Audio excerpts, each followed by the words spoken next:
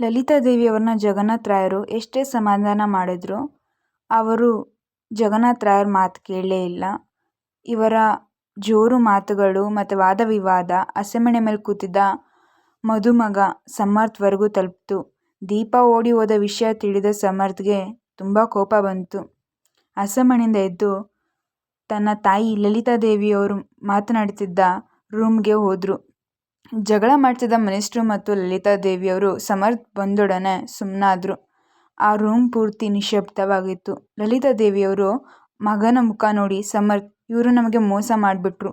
ಇವರ ಮಗಳು ಮದುವೆ ಬೇಡ ಅಂತ ಓಡೋಗಿದ್ದಾಳೆ. ಈಗ ಮದುವೆಗೆ ಬಂದವರನ್ನು ನಾನು ಹೇಗೆ ಮುಖ ತೋರಿಸುವುದು? ನಿನ್ನ ಮದುವೆ ಸಮಾರಂಭ ಎಲ್ಲ ಚಾನೆಲ್, ಎಲ್ಲ ದೇಶಕ್ಕೂ ತಿಳಿಬೇಕು ಅಂತ ಲೈವ್ ಶೂಟ್ ಮಾಡಿಸ್ತಿದ್ದೆ. ಈಗ ಮದುವೆ ನಿಲ್ಲಿಸಿದ್ರೆ ಅವರು ಯಾಕೆ ಅಂತ ಕೇಳ್ತಾರೆ. ಅವರ ಪ್ರಶ್ನೆಗೆ ನಾನು ಏನು ಅಂತ ಉತ್ತರಿಸಲಿ ಅಂತ ಕೇಳಿದರು ಲಲಿತಾದೇವಿಯವರು.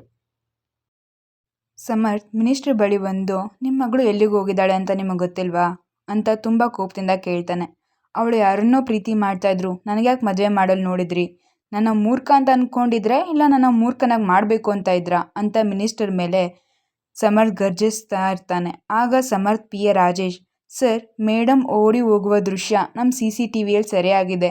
ಅವರು ಓಡಿ ಹೋಗಲು ಒಂದು ಹುಡುಗಿ ಸಹಾಯ ಮಾಡಿದಾಳೆ ಅಂತ ರಾಜೇಶ್ ಹೇಳ್ತಾನೆ. ಇದನ್ನು ಕೇಳಿದ ಸಮರ್ಥ್ಗೆ ಕೋಪ ನಿಯಂತ್ರಿಸಿಕೊಳ್ಳಲು ಆಗ್ತಾ ಇರಲಿಲ್ಲ.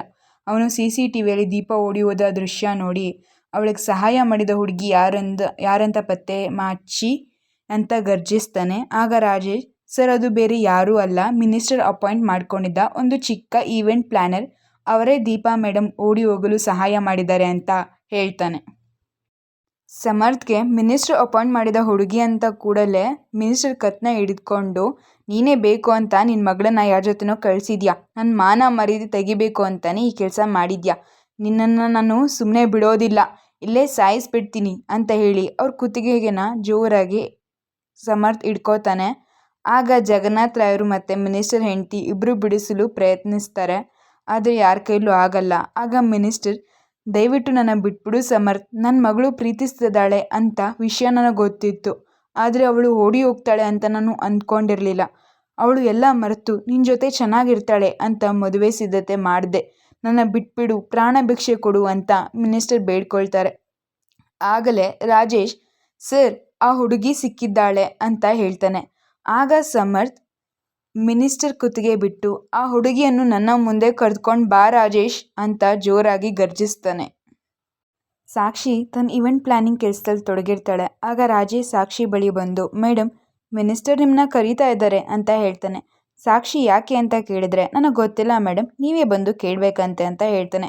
ರಾಜೇಶಲ್ಲಿ ಸಮರ್ಥ್ ಕೋಪದಲ್ಲಿರುವ ವಿಷಯ, ದೀಪ ಓಡಿ ಹೋಗಿದ್ದಕ್ಕೆ ನೀವೇ ಕಾರಣ ಅಂತ ಯಾವುದನ್ನು ಬಾಯ್ಬಿಡಲಿಲ್ಲ. ಯಾಕಂದರೆ ಇವಳು ಓಡಿ ಹೋದರೆ ಸಮರ್ಥ್ ಅವನನ್ನು ಮುಗಿಸೇ ಬಿಡ್ತಾನೆ. ಅದಕ್ಕೆ ಯಾವ ವಿಷಯವನ್ನು ಹೇಳದೆ ಸಾಕ್ಷಿಯನ್ನು ಉಪಾಯವಾಗಿ ಸಮರ್ಥ್ ಬಳಿ ಕರೆದುಕೊಂಡು ಹೋಗೋಕ್ಕೆ ಪ್ಲ್ಯಾನು. ಸಾಕ್ಷಿ ರೂಮಿಗೆ ಬಂದ ತಕ್ಷಣ ಅವಳಿಗೆ ಮೊದಲು ಮಿನಿಸ್ಟರ್ ಕಾಣಿಸ್ತಾರೆ. ಆಗ ಅವಳು, ಯಾಕೆ ನನ್ನನ್ನು ಕರೆದ್ರಿ? ನನ್ನಿಂದ ಏನಾದರೂ ಆಗಬೇಕಿತ್ತಾ? ಅರೇಂಜ್ಮೆಂಟ್ ಚೆನ್ನಾಗಿದೆಯಾ, ಇಲ್ಲ ಏನಾದರೂ ಬದಲಾವಣೆ ಬೇಕಾ ಅಂತ ಕೇಳ್ತಾಳೆ.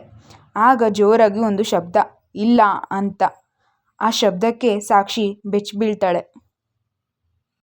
ಸಮರ್ಥ್ ಸಾಕ್ಷಿ ಮುಂದೆ ಬಂದು, ಇಲ್ಲ, ಯಾವುದೂ ಚೆನ್ನಾಗಿಲ್ಲ ಅಂತ ಮತ್ತೆ ಗರ್ಜಿಸ್ತಾನೆ.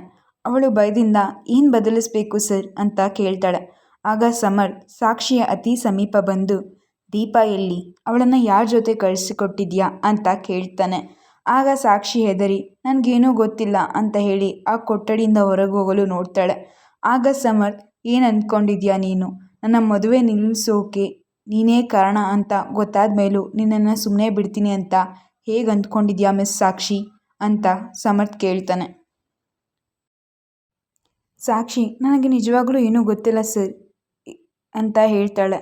ಆಗ ಸಮರ್ಥ್, ಇದನ್ನು ನೋಡ್ತೀಯಾ? CCTV ಎಲ್ಲ ಸ್ಪಷ್ಟವಾಗಿ ಕಾಣ್ತಿದೆ. ಇನ್ನೂ ನನಗೆ ಗೊತ್ತಿಲ್ಲ ಅಂತ ಹೇಳ್ತೀಯಾ ಅಂತ ಸಮರ್ಥ್ ಸಾಕ್ಷಿಯ ಮೇಲೆ ಕೈ ಮಾಡ್ತಾನೆ. ಆಗ ಜಗನ್ನಾಥ ರಾಯರು, ಸಮರ್ಥ್, ನಿಲ್ಲಿಸು. ದೀಪಾಳಿಗೆ ಮದುವೆ ಇಷ್ಟ ಇರಲಿಲ್ಲ, ಅವಳು ಹೋದ್ಲು, ಅದಕ್ಕೆ ಈ ಹುಡುಗಿಗೆ ಯಾಕೆ ಹಿಂಸೆ ಮಾಡ್ತಿದ್ಯಾ ಅಂತ ಕೇಳ್ತಾರೆ. ಆಗ, ಅಪ್ಪ, ನೀವು ಸುಮ್ಮನೆ ರೀ, ನಾನು ಮದುವೆ ಆಗಬೇಕಿದ್ದ ಹುಡುಗಿಯನ್ನು ಇವಳು ಕರ್ಕೊಂಡು ಹೋಗಿ ಬೇರೆ ಯಾರ ಜೊತೆನೋ ಮದುವೆ ಮಾಡಿದ್ದಾಳೆ ಅಂತ ಹೇಳಿ ಸಾಕ್ಷಿ ಇನ್ನೊಂದು ಕೆನ್ನೆಯನ್ನು ಕೆಂಪಗೆ ಮಾಡ್ತಾನೆ. ಜಗನ್ನಾಥ ರಾಯರು, ಅವಳನ್ನು ಬಿಟ್ಬಿಡು ಸಮರ್ಥ್, ನಿನ್ನ ತಾಯಿಯನ್ನು ಕರೆದುಕೋ ನಾವು ಮನೆಗೆ ಹೊರಡುವ ಅಂತ ಹೇಳ್ತಾರೆ. ಆಗ ಲಲಿತಾದೇವಿಯವರು ನನ್ನ ಮಗನ ಮದುವೆ ನೋಡದೆ ನಾನು ಬರೋದಿಲ್ಲ ಅಂತ ದೃಢವಾಗಿ ಹೇಳ್ತಾರೆ. ಸಾಕ್ಷಿ, ನೋಡಿ ಸರ್, ನನಗೆ ನಿಜವಾಗ್ಲೂ ಇದರ ಬಗ್ಗೆ ಗೊತ್ತಿಲ್ಲ. ಆ CCTVಯಲ್ಲಿ ಬಂದಿರೋದು ನಾನೇ. ಆದರೆ ಅಲ್ಲಿ ಏನಾಯಿತು ಅಂದರೆ ಅಂತ ಹೇಳಲು ಶುರು ಮಾಡ್ತಾಳೆ. ಆದರೆ ಸಮರ್ಥ್ ಅವಳಿಗೆ ಇನ್ನೊಂದು ಏಟು ಕೊಟ್ಟು, ಬಾಯಿ ಮುಚ್ಚು, ಮಾಡೋದೆಲ್ಲ ಮಾಡಿ ಸುಳ್ಳು ಹೇಳ್ತೀಯಾ ಅಂತ ಗದರುತ್ತಾನೆ. ಜಗನ್ನಾಥ ರಾಯರು, ಲಲಿತಾ ಮದುವೆ ಹುಡುಗಿ ಓಡಿ ಹೋಗಿದ್ದಾಳೆ. ಆಗಲೇ ಅರ್ಧ ಜನಕ್ಕೆ ಈ ವಿಷಯ ಗೊತ್ತು.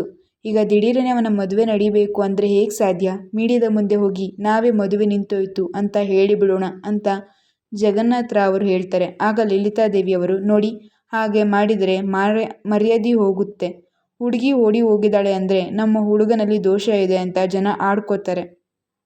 ಇನ್ನು ಮದುವೆ ಹುಡುಗಿ ಮಿನಿಸ್ಟರ್ ಮಗಳು ಅಂದರೆ ವರದಕ್ಷಿಣೆ, ಕಿರುಕುಳ ಏನೇನೋ ನಮ್ಮ ಮಗನ ತಲೆ ಮೇಲೆ ಕಟ್ಟುತ್ತಾರೆ.